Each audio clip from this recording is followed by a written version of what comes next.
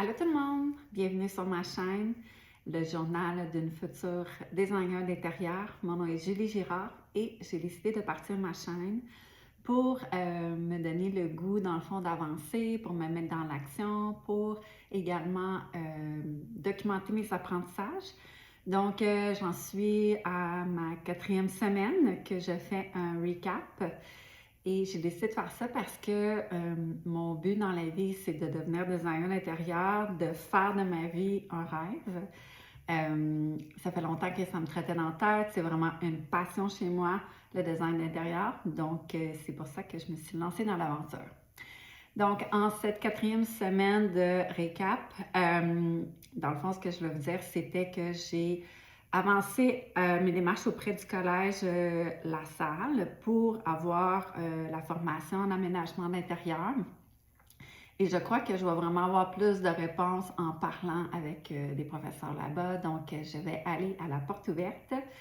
Le 18 avril prochain, je vais pouvoir poser mes questions, notamment sur comment ça fonctionne, les cours. Je sais que c'est préenregistré, mais moi qui est pédagogue, andragogue dans la vie, qui est conceptrice de formation dans le développement des compétences chez l'adulte, en milieu de travail, pour moi, c'est important la façon que ça va être diffusé.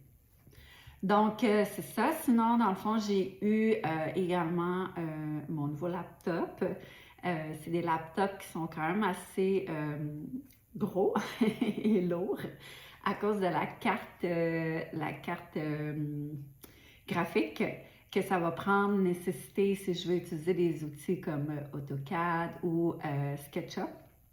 Donc, ça va me prendre ce genre d'ordinateur-là. Sinon, je vous avais parlé la dernière semaine, dans le fond, j'avais rencontré ma coach. Alors, j'ai fait à peu près 50% du plan d'affaires. J'ai été très occupée ces derniers temps parce que, veux pas, ça c'est un projet que je fais à côté parce que je travaille à temps plein. Donc, j'ai eu le temps d'aller quand même détailler plusieurs éléments.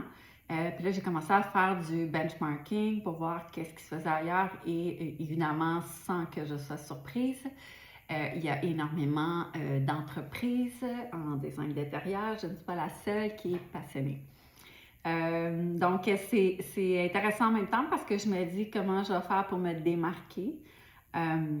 Puis ce qui remonte en moi, dans le fond, c'est vraiment au niveau d'être authentique.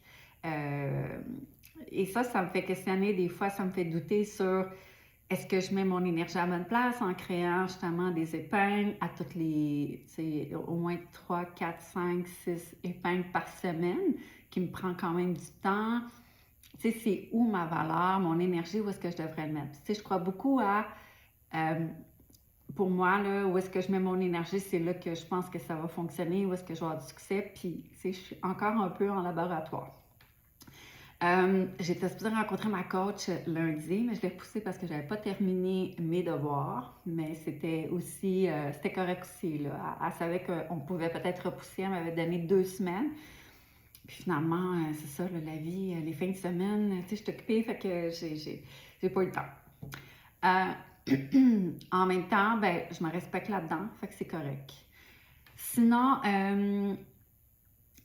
j'ai trouvé qu'il y avait quand même beaucoup d'argent à investir pour un cours en design d'intérieur, c'est à peu près 10 000 je trouvais ça quand même intense, mais quand j'ai parlé avec une de mes amies, elle a dit, si ta passion, ça serait les voyages, puis que tu ferais, je sais pas, facilement, tu peux faire peut-être 2 voyages, puis ça va coûter 10 000 Fait que j'ai fait comme, ok, c'est vrai, c'est pas super. Si c'est vraiment une passion pour moi, je ne verrais pas pourquoi que je devrais pas payer les 10 000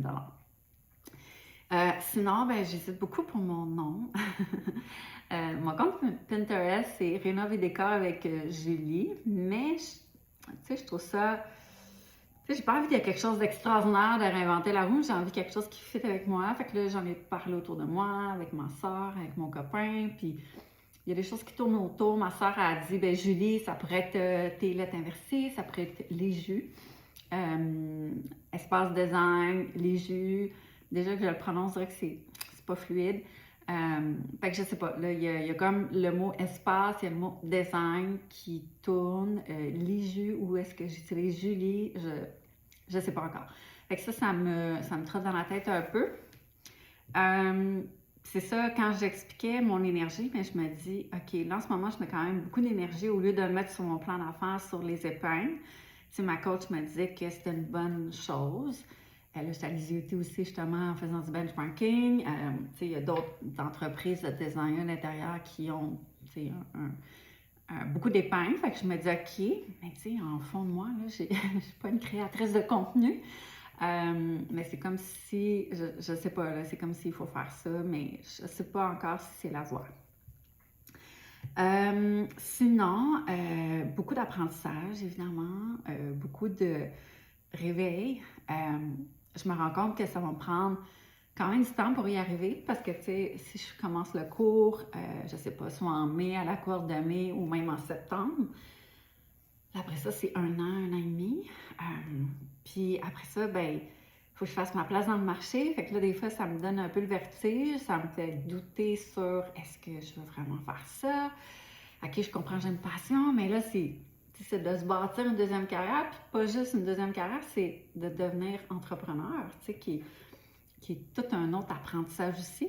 Donc, mais bon, un pas à la fois, parce que sinon, je ne veux pas me décourager, je veux garder une constance, je veux continuer à le faire parce que c'est vraiment, j'y crois que c'est vraiment quelque chose qui me passionne puis que j'ai envie d'aller vers ça, fait que je me dis, bon, on continue, mais il ne faut pas que je regarde